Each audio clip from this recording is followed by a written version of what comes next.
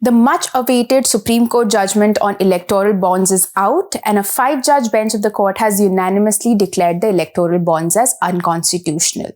The Supreme Court has essentially ruled that these bonds violate the right to information under Article 19(1)(a) of the Constitution, which generally talks about the right to freedom of speech and expression and has been ruled to include the right to information.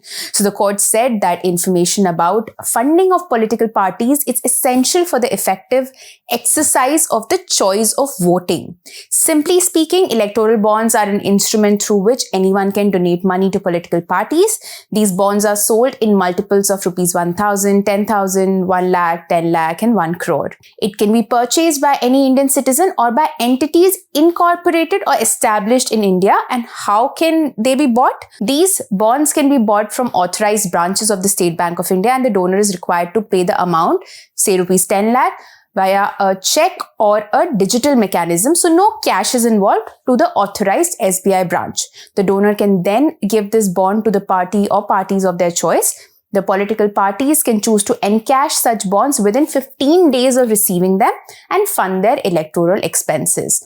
And the entire process ensures that these bonds are completely anonymous. The bond does not carry the name of the buyer or the payee. And how do electoral bonds change the game? The amendment to the Representation of the People Act 1951 exempts political parties from the requirement to record donations received through electoral bonds in their contribution reports to the Election Commission.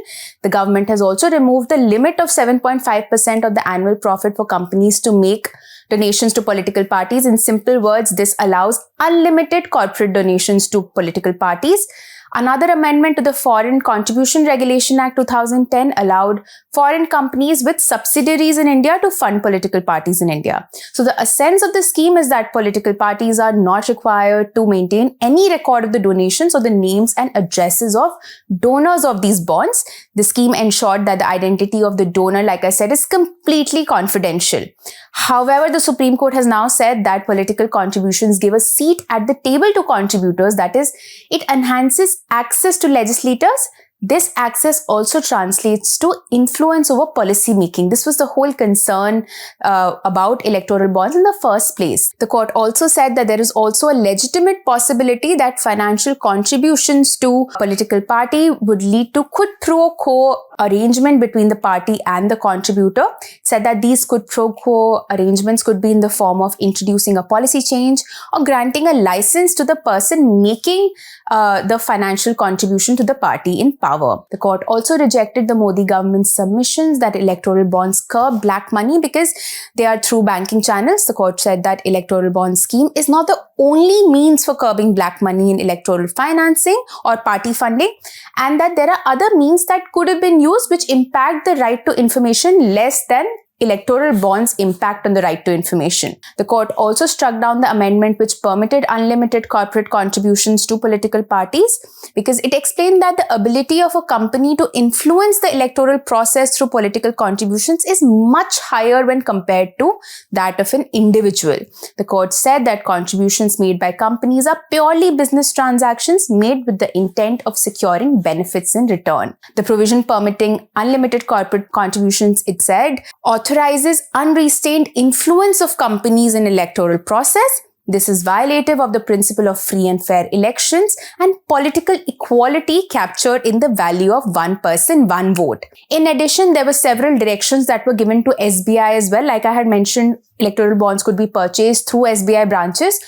So the court has directed SBI to stop issuance of electoral bonds. Notably, the court has also asked SBI to submit the details of electoral bonds purchased since the interim order of the court in April 2019 till date to the Election Commission of India. Now, in the April 2019 order, the court had directed political parties to submit details of all donations received through electoral bonds to the Election Commission. So now it has asked details of the bonds issued from that order till date.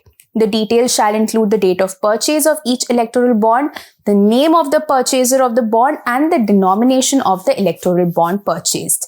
SBI has to submit this information to ECI within 3 weeks, and then ECI has to publish this information on its website by 13th March 2024. The court also said that electoral bonds which are within the validity period of 15 days but which have not been encashed by the political parties yet have to be returned by the political party to the purchaser. The issuing bank shall then refund the amount to the purchaser's account.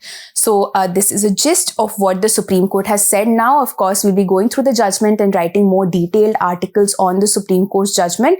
So do check out our website for more articles and videos, and I'll be adding a few links to the description of this video as well. Thank you so much for watching.